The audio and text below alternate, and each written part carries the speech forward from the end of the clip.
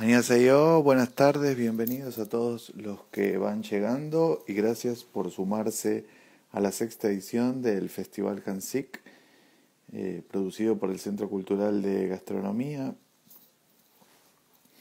por el Centro Cultural Coreano en este Festival de Gastronomía. Les pido por favor que levanten un dedo en los comentarios si me escuchan bien. Yo soy Tomás Lynch, soy periodista y editor de libros de cocina. Pero como es muy difícil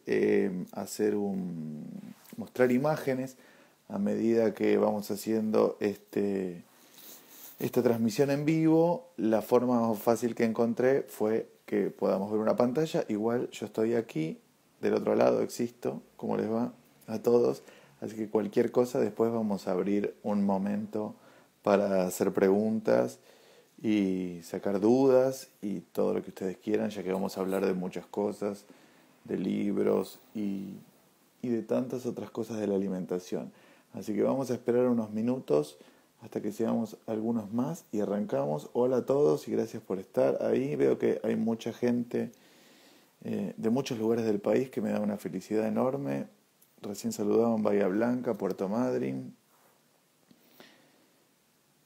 Estaba Federico Heisman desde China, un gran cocinero que ha trabajado mucho en Corea y ha sido mi guía también espiritual y humana en Seúl y en otros lugares de Corea. Les recomiendo también que vayan a buscar todo el material que está generando el Centro Cultural Coreano y que está en las redes. Hicieron un concurso muy interesante de cocina. Hay una charla hermosa entre Sandra Lee y Federico Heisman en el canal de YouTube del Centro Cultural. Hola, Enclave de Sal desde Londres, qué bueno.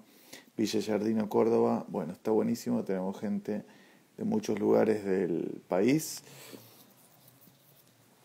lo cual me da una felicidad enorme, así que vamos a esperar unos minutitos más. Hola desde México también, y vamos a empezar. Hola Chubut, qué lindo Gaiman, la tierra de las tortas galesas que no son de Gales, sino son de Gaiman.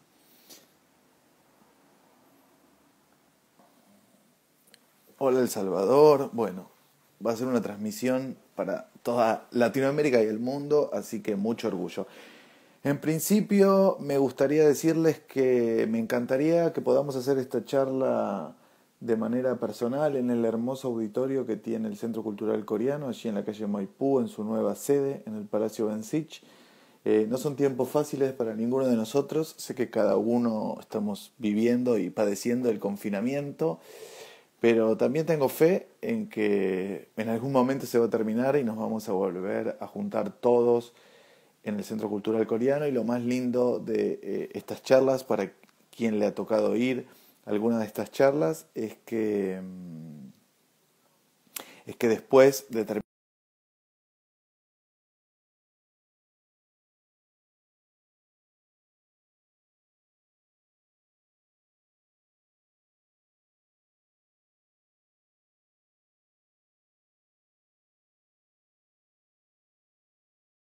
prefiero pasar la pantalla porque vamos a ir viendo algunas imágenes y a partir de ahí aprendiendo algunas cosas. Bien, bueno, lo primero que quiero que pensemos es en esta frase. Comer es un acto biológico, cocinar es un acto cultural. Esto, que parece una especie de frase de manual de autoayuda o definición de libro como más académica, en realidad nos lleva a pensar esta idea de que todos los seres humanos y animales también necesitamos comer, pero que la manera en que abordamos nuestro vínculo con el alimento, con la naturaleza, y la transformamos en comida, es decir, la cocina, es un acto que depende de nuestra cultura. ¿Qué quiere decir que depende de nuestra cultura? Que depende de nuestra historia, de nuestro lenguaje, de nuestra cosmovisión y de un montón de variables que hacen a la forma en que nos vinculamos con el alimento. Con esto quiero decir que por ahí, en la cosmovisión coreana o en la forma que tiene Corea de vincularse con el alimento, que es muy diferente a la que tenemos en Argentina y en el resto de Occidente, podemos aprender algunas cosas. Y eso es un poco lo que yo quiero contarles hoy.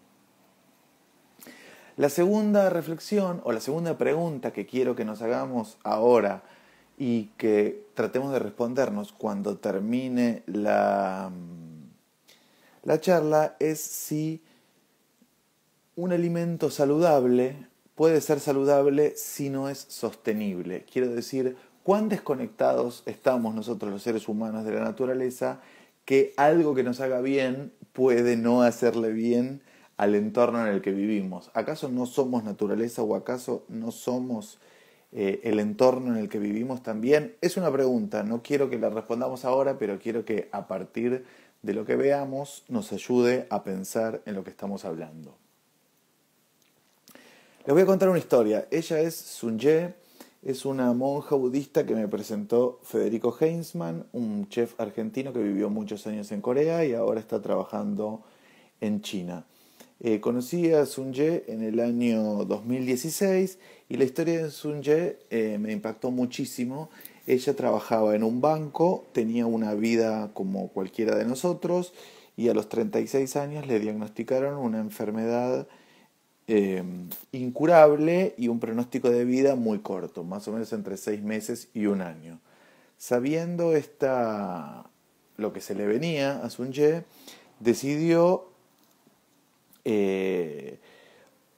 confinarse como monja en un monasterio budista y cuando llegó al monasterio que la recibió, el monje le dijo: vamos a ver si podemos curarte o mejorarte a través de la cocina y la alimentación.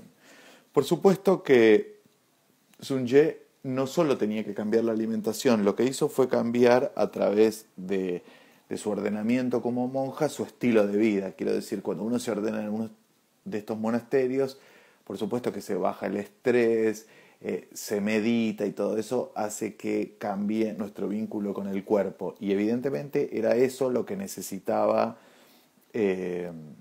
Sun-Ye. Más allá de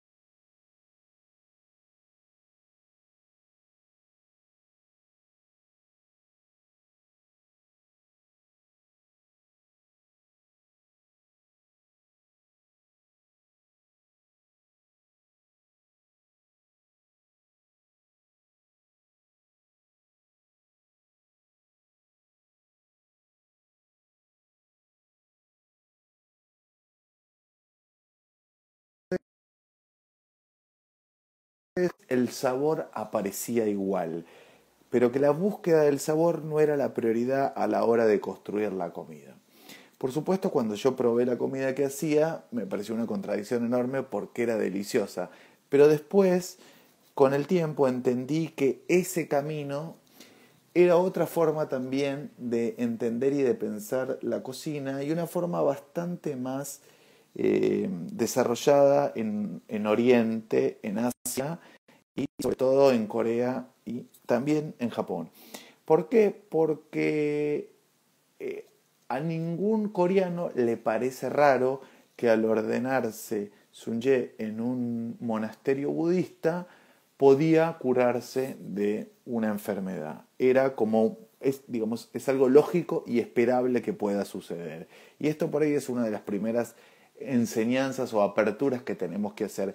Eso que a nosotros nos parece extraordinario, para ellos es lógico. Si uno baja un cambio, se reconecta con su cuerpo y cambia su alimentación, puede mejorar su salud. Eso es la casita o el templo en donde vive Sun Ye en Corea, donde todos esos ovnis o vasijas de fermentación de cerámica son parte de son como su alacena, digamos. Gracias por quien me halagó las fotos, las hice yo cuando estuve en Corea. Bien, quiero hablarles un poco de Corea para que entendamos dónde estamos parados. Corea es un país que tiene el tamaño de nuestra provincia de Corrientes, le digo a los argentinos, aproximadamente. Para quienes no son argentinos, por favor busquen cuánto mide Corrientes o simplemente cuánto mide Corea. Pero quiero decir, es un país de superficie chica en comparación a la Argentina. Si medimos, ahí lo ven en comparación, si quieren, con Japón o en comparación, bueno, con China es incomparable. En esa superficie, estoy hablando de Corea del Sur, ¿sí? Viven 50 millones de habitantes. Y lo más interesante es que en ese espacio el 70% son montañas. ¿Qué quiero decir con esto? Con que más allá de lo que se pueda producir en las montañas, es muy poco el territorio cultivable y trabajable para generar alimentos en un país de muchos habitantes. Y esto ya genera otra manera de pensar el mundo. Bien, para que entendamos un poco las diferencias de cómo abordamos la comida, la cocina, digo, a la hora de comer,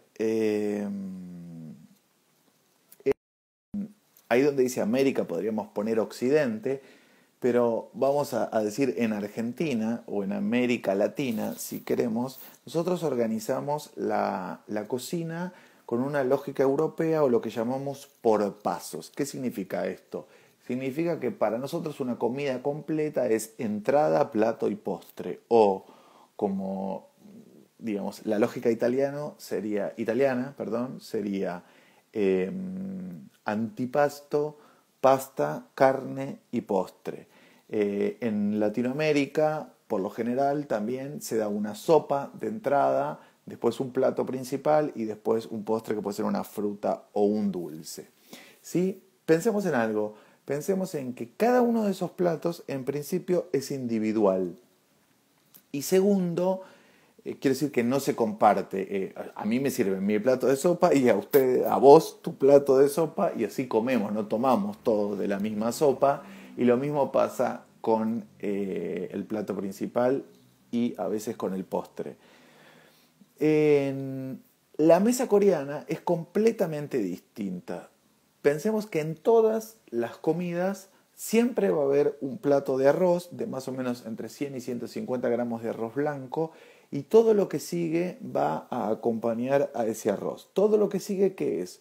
Otro plato que no se comparte, que puede ser una sopa o un guiso o un braseado o un estofado, que es en general el plato en donde vamos a absorber la proteína animal o vegetal, pero digo la proteína en general, y después una serie de muchísimos platitos que por lo general forman un número impar, pero no siempre, que se llaman banchan. Ahí dice side dishes, para nosotros serían guarniciones.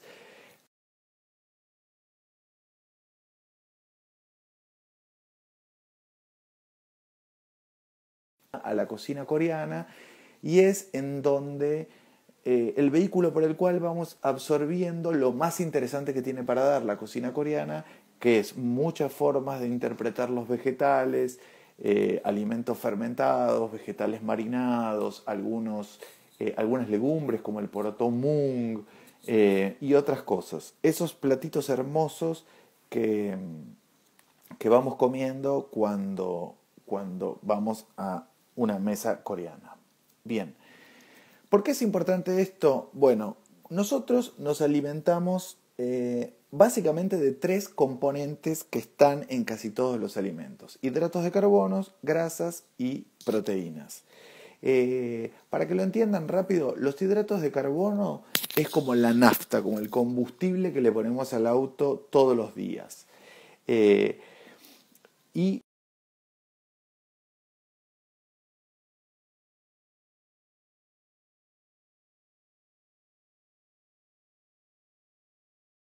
etc. Las grasas, sobre todo las grasas buenas,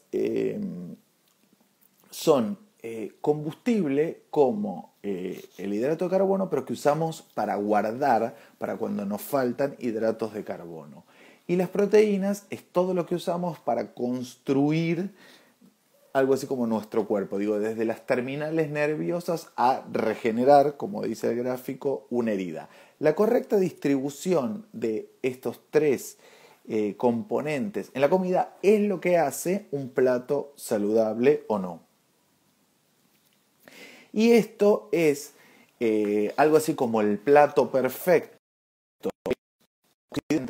si se quiere, de digamos, de la Escuela de Salud Pública de Harvard. En general, la nutrición está bastante de acuerdo con esta lógica de comer, que es, la están viendo ahí, 2 porciones de vegetales en la mesa, una porción de almidón o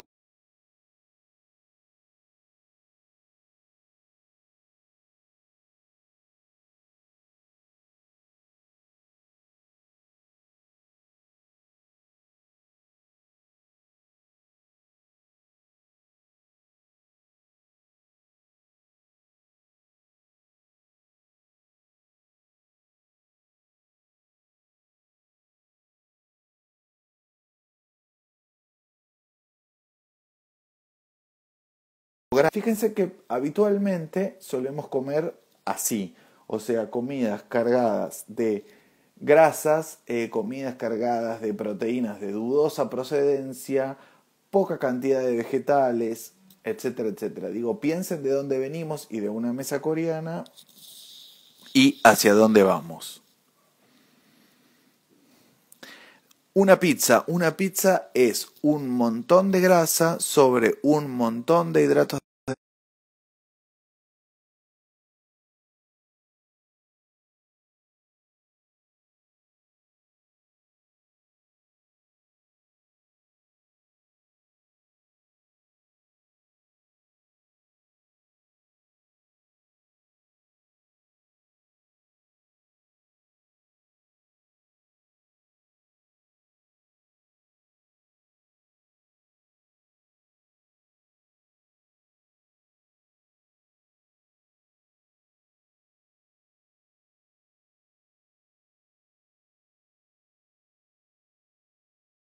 Transmitiendo. Hola, hola.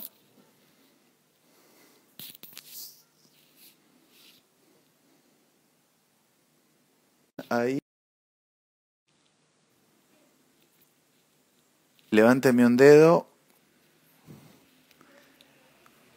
Voy a repetir la parte de la pizza. Se sigue cortando.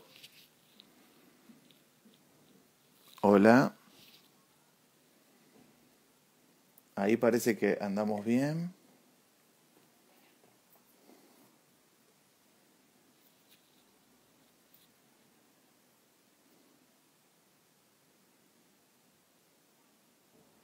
Bien, perfecto. Parece que anda ahora. Excelente. Muy bien, seguimos. Decía que una pizza era un montón de grasa, un montón de hidratos, pocos vegetales, eh, etcétera, etcétera. Bien, por el otro lado, esto vendría a ser una comida coreana promedio. ¿Ven? Un tazón de arroz grande, un guiso o una sopa y, en este caso, 4 platitos y una...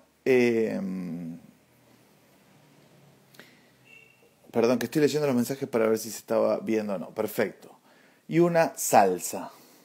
Bien, esto no sé si lo conocen, es un bibimbap.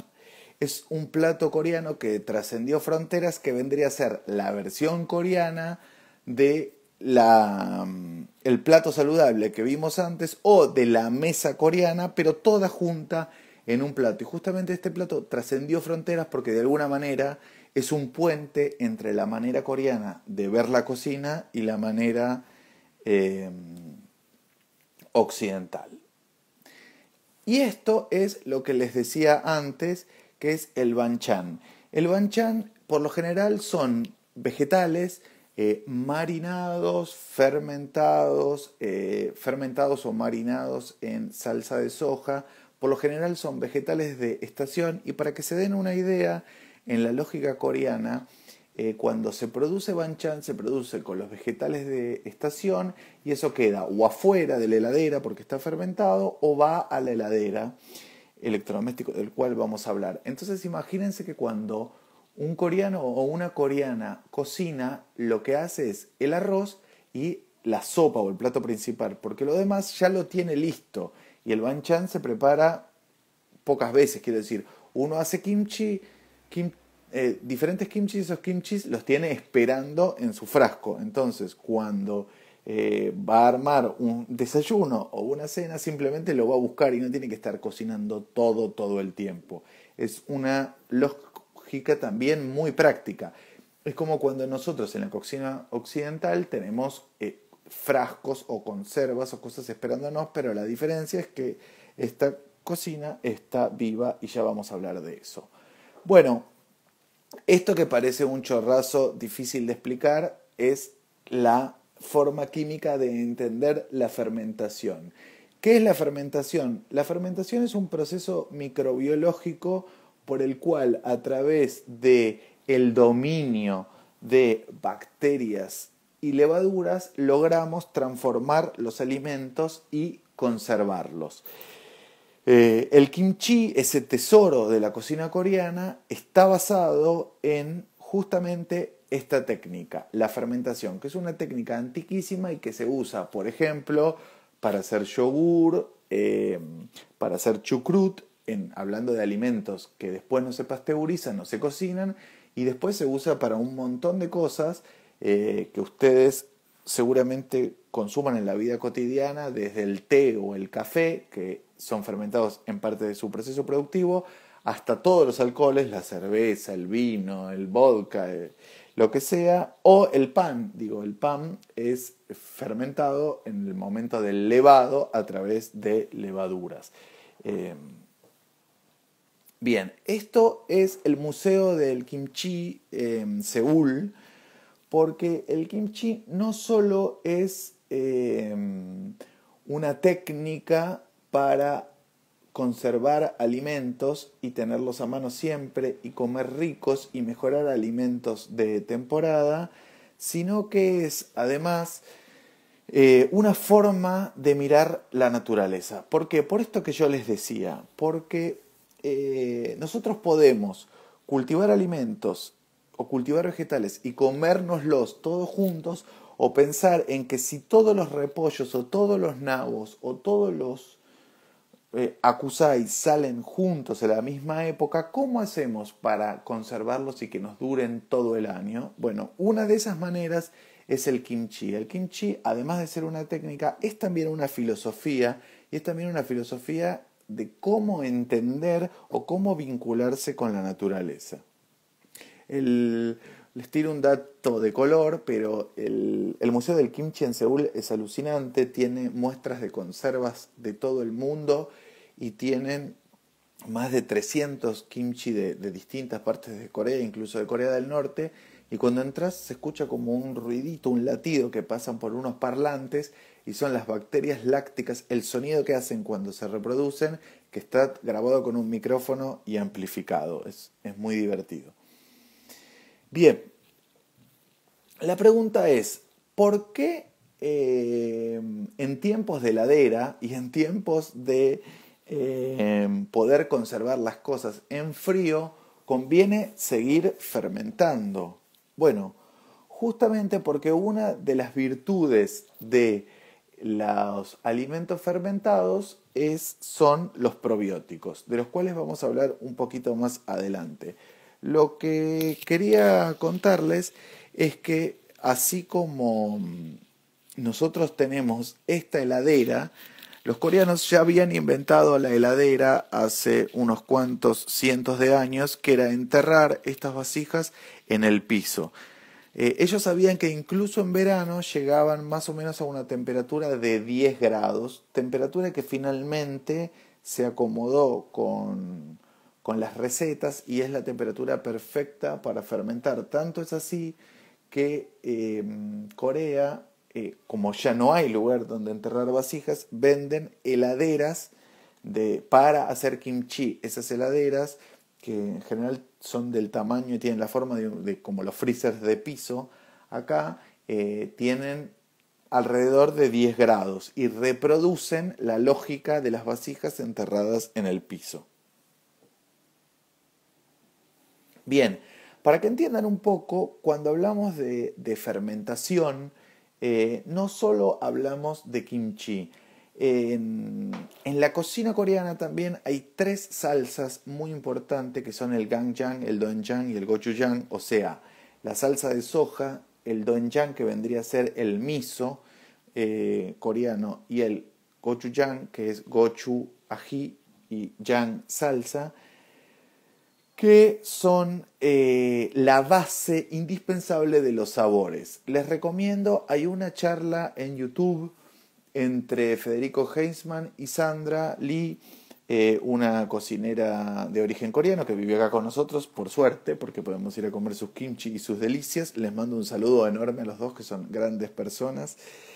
Y está muy buena y pueden aprender un poquito cuál es la base de digamos, cómo juegan estas 3 salsas dentro de los sabores y de la cocina coreana y cuánto tiene que ver la fermentación. Lo que quiero que entiendan es que a partir de la fermentación del poroto de soja se genera la salsa de soja, el miso y el gochujang o la salsa picante. Bien, una cosa rápida pero que yo siempre me gusta y quiero aclarar, que es que el kimchi no es un plato, no es el kimchi de Akusai que van a ver en todos lados. El kimchi de Akusai que van a ver en todos lados es solo una pequeña partecita, es la punta del iceberg de una montaña gigantesca de recetas. Y yo, como les decía antes, el kimchi para mí es algo así como, además de una técnica de conservación y de cocción microbiológica de los alimentos, es también una filosofía de cómo vincularse con el alimento y lo que nos da la tierra. Les doy un ejemplo divertido, personal y hogareño, pero el otro día iba caminando por la calle con mi hijo vio sandías, me dijo, mira papá, ya volvieron las sandías, buenísimo, compramos una sandía, él se comió toda la parte roja o dulce y yo hice kimchi con la parte blanca, eso que está entre la cáscara y la pulpa. Está la receta del kimchi en mis redes, @TomasLynch, por si las quieren ver. Y quiero decir, algún coreano me había dado esa receta. No, digo, tomé la lógica de un kimchi y la apliqué a la sandía. Por eso digo, lo que sí me dieron los coreanos fue como la enseñanza de la técnica. Quiero decir, aprendí a hacer kimchi y entonces pude aplicarlo a algo que tenía a mano y que si no iba a tirar. Y eso también es un poco la idea. Bueno, acá tienen los beneficios del kimchi. Y perdonen que está en inglés, pero estas son las diapositivas que usábamos para la charla en vivo, que no podemos estar. Quiero hablar un poco de los probióticos, porque es una palabra que ahora está un poco en discusión.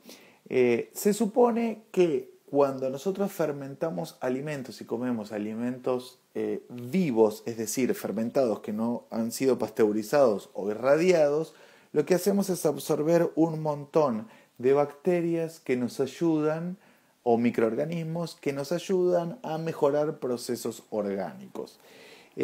Hasta hace poco la definición de probióticos que se usaba era la de la Organización Mundial de la Salud, que decía que probiótico era un alimento a través del cual se incorporaban estos microorganismos en unas cantidades que sean beneficiosas. Y ahora se está como rediscutiendo esa definición en busca de una definición en donde, bueno, en realidad probiótico sería hay como una discusión en que no todo sería probiótico, no todo el alimento fermentado y con vivo serían probióticos, y probióticos solo sería lo que se puede probar, qué bacterias y todo. Lo que yo quiero decirles es que más allá de esta discusión, que es bastante, que no lleva, digamos, en este contexto a nada, que es una discusión más que nada comercial para quién etiqueta o no un producto con probióticos, lo que sí está bueno saber es que en las culturas donde el alimento fermentado forma parte de la cocina cotidiana, como en Corea del Sur o como en Japón, por ejemplo, las tasas de salud son bastante mejores que en otros países. Acá tienen un ejemplo, por ejemplo, de la tasa de obesidad. Creo que está bastante claro la diferencia, y ahora vamos a hablar un poquito también de ese aumento. Acá tienen un poquito la diferencia entre la expectativa de vida. Esto tiene que ver, por supuesto, con otras cosas también y otras variables. Eh, y acá tienen también el crecimiento de la obesidad. En la diferencia entre países como Canadá, España, Austria, Italia, Francia o Corea. Todo esto está muy bien tratado en este libro que se llama Cómo comemos, de Bee Wilson. Bee Wilson es una historiadora inglesa que, tomando un trabajo de un historiador de la Universidad de Carolina del Sur, explicaron cómo a medida que los países van entrando en el mundo desarrollado, es decir, se van desarrollando, empiezan a generar obesidad y problemas de salud relacionados con la alimentación. ¿Por qué? Bueno, por una cuestión más o menos básica. La gente empieza a picotear más, empieza a consumir más azúcar, empieza a consumir más alimentos procesados, deja de tener tiempo para cocinar, se aleja del campo, se va a la ciudad, y eso naturalmente empieza a generar que las tasas de sobrepeso y obesidad empiecen a elevarse. Entonces, la historiadora se pregunta, pero ¿no podemos tener desarrollo económico sin obesidad? ¿No podemos tener desarrollo económico sin mayores problemas de salud? Y da como ejemplo Corea del Sur. Corea del Sur hizo una incorporación enorme y rapidísima al mundo desarrollado muy rápidamente. Corea del Sur, después de la guerra de Corea, en la década del 50, era el país más pobre del mundo. Creo que a mediados de la década del 90 o en el año 2000, Corea se transformó en la economía número 11 del mundo. Es decir, en 50 años fueron del fondo a lo más alto. Por supuesto que esto llevó arrastrados crecimientos en las tasas de obesidad, pero fíjense que están muy abajo, incluso en el año 2000 o 2010. Bueno, ¿a qué se debe esto? A un montón de variables. Bee Wilson señala que, por ejemplo, uno de los objetos de deseo en la cocina coreana no es un helado, sino un kimchi. Es decir, hay una defensa de la cocina nacional saludable desde las familias o desde el concepto cultural y también desde el Estado. Hay una política de Estado muy clara y específica dedicada a generar una alimentación que sea saludable y sustentable, que alcance para todos y que a la vez no genere estos problemas de salud. Es decir, que de alguna manera lo que plantea esta historiadora es que es desde arriba y desde abajo que se produce el cambio. Desde abajo con nuestras decisiones cotidianas de todos los días, con cocinar más y comprar menos producido, con alejarse de los alimentos ultraprocesados, pero también desde arriba con políticas públicas para modificar o cambiar hábitos. Y ahí alguien dice es la educación también. De hecho, Corea creo que es el segundo país con el presupuesto más alto de educación después de un país nórdico. La gran inversión, más allá del desarrollo industrial de Corea, fue la educación. Bien, hay muchísimos libros que hablan de cómo los alimentos fermentados y de cómo determinados cambios en la modificación de lo que comemos cambian no solo nuestro metabolismo, no solo, sino muchísimas otras cosas y cuánto de nuestra vida cotidiana, quiero decir, el humor, la calidad del sueño y todo eso dependen de lo que comemos y nuestra digestión. Los voy a ir pasando despacio, así pueden tomar nota, congelar la pantalla o verlo después para tener acceso a estos libros que son muy buenos. Este libro es mi favorito, se llama Yo contengo multitudes, es de un periodista inglés muy muy bueno y realmente es el libro más completo e interesante sobre los microorganismos con los cuales convivimos día a día.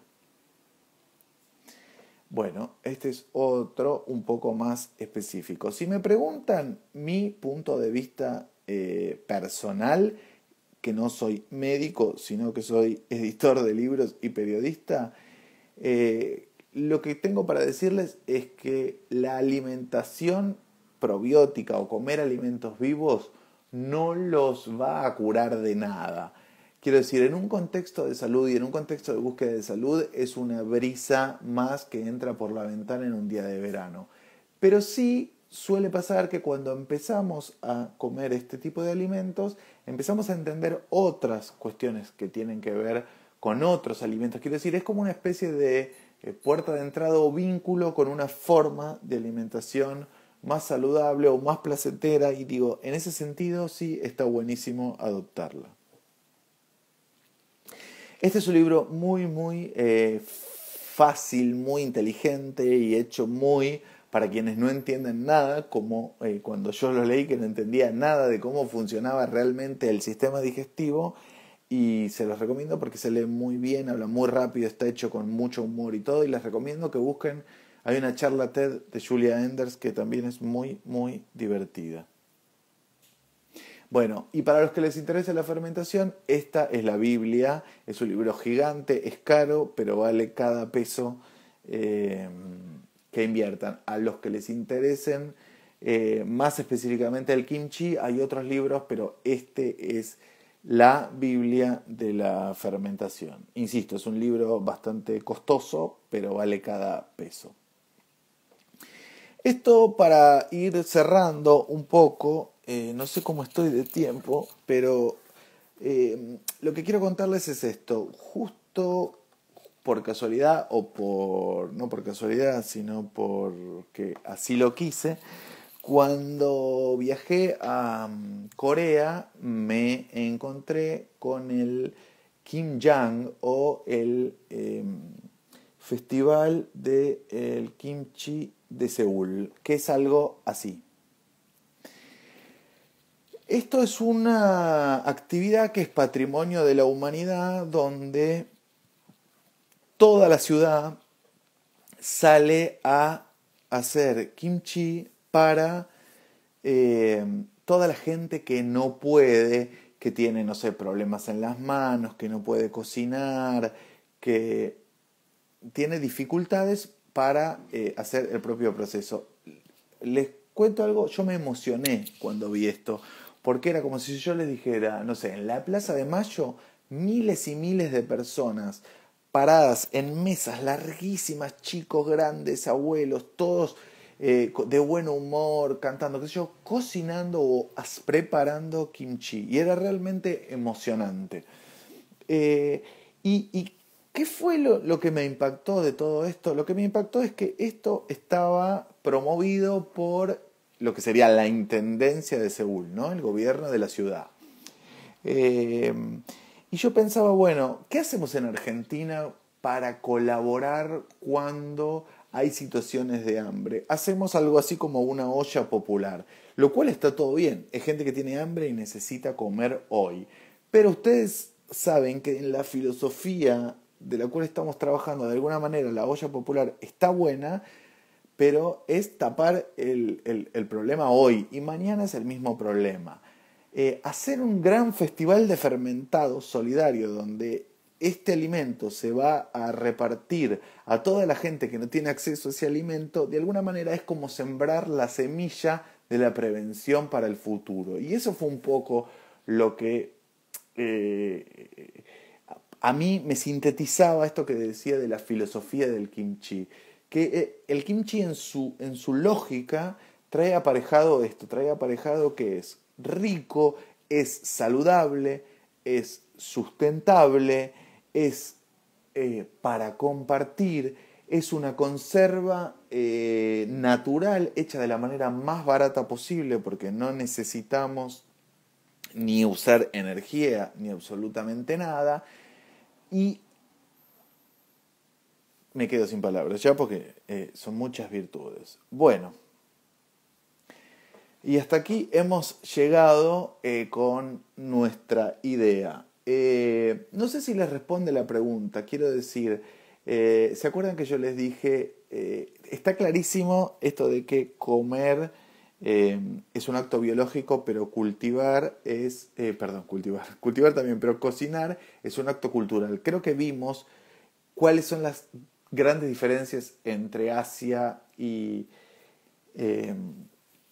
América, si se quiere, y entre Corea específicamente y Argentina o Occidente.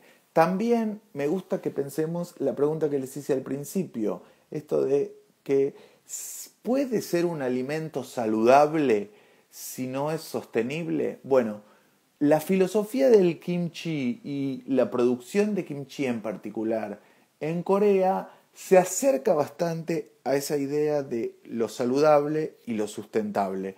De alguna manera hay un equilibrio entre lo saludable y lo sustentable. Ahora sí, nos queda un ratito antes de que se corte la transmisión, así que leo todas sus preguntas y las respondo con placer. Voy a dar vuelta. Acá estoy.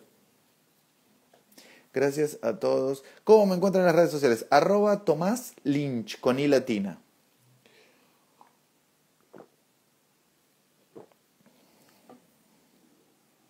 Gracias a ustedes y gracias por los piropos. Es un placer para mí estar siempre. Venimos armando charlas y clases y cosas con la gente del Centro Cultural Coreano, con Gabriel, como siempre, en la cabeza de todo esto. Y para mí es un placer porque, digo, todo esto que yo les conté hoy lo aprendí estudiando, viajando, leyendo y fue siempre una revelación atrás de la otra. Y a mí me pareció que este aprendizaje enorme que yo hice a través de la lógica coreana tenía que compartirlo. ¿Cómo se llama el evento? Se llama Kim Jang. Es patrimonio de la UNESCO, el Kim Jang. Un lugar que se venda conservas. Si decís kimchi, en la calle Morón suele haber muchos almacenes coreanos, cerca de Morón y Nasca. Me encanta la comida mexicana. ¿Qué tal el kimchi sandía? Salió buenísimo, espectacular. Gracias. Saludos desde Chile. Qué lindo que haya gente desde Chile escuchando. ¿Cómo? ¿Por qué? ¿Cómo se dio tu acercamiento a esta gastronomía? Porque hace muchos, muchos años un amigo de la comunidad coreana cumplía años y me dio un choripán con kimchi y mi cerebro explotó. ¿Algún libro específico para aprender a hacer kimchis más locales? Hay un libro en inglés, se llama The Book of Kimchi, que no es buenísimo el libro, pero sí está bueno en el sentido de que hace cosas tradicionales y cosas más contemporáneas o de autor. ¿Te toma mucho tiempo aprender a fermentar kimchi? No, lo haces una vez y lo aprendes. A todos los que quieran aprenderlo, ¿cómo crees que se podría aumentar la difusión en Argentina si hay una política que lo respalde? Trabajo de hormiga, Leti, uno a uno, haciendo estas cosas. No queda otro. Gracias, Nayara. Decía que... Ya me olvidé la pregunta. Mañana tengo miedo. ¿Qué choripán con kimchi? Ahora quiero probar el choripán con kimchi así, corazón es lo más rico del mundo porque la cosa grasosa y compleja del choripán se lleva perfecto con la acidez del kimchi. Es buenísima. Y aparte es la mixtura perfecta entre Argentina y Corea. Eh, Choripán con kimchi no puede fallar. Era sobre fermentar. Sí, busquen si tienen amigo, amiga, amigue, abuela, en lo posible coreano, alguien que haga kimchi como nosotros sabemos hacer asado. Porque si consiguen a alguien así van a entender, digo, lo van a ver como si a una abuela judía le pidieran una receta de un knish o un gefilte fish o a un italiano de cómo amasar pasta. Es algo que cuando uno lo ve hacer se aprende, está en la sangre. O sea, de ahí a que salga rico hay que entrenarse mucho, pero bueno, sale.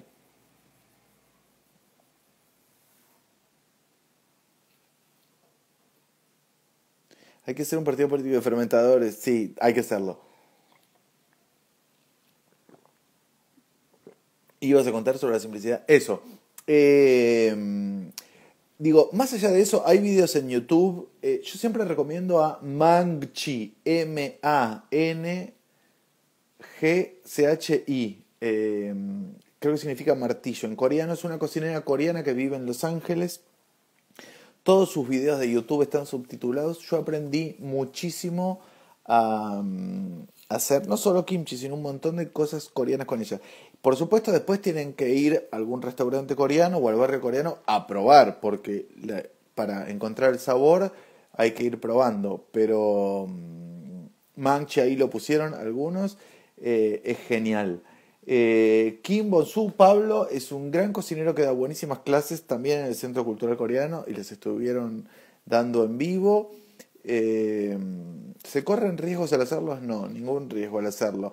Y el fermentarlo con un poco de cuidado tampoco, y es muy básico el cuidado. 2 días a la heladera y listo.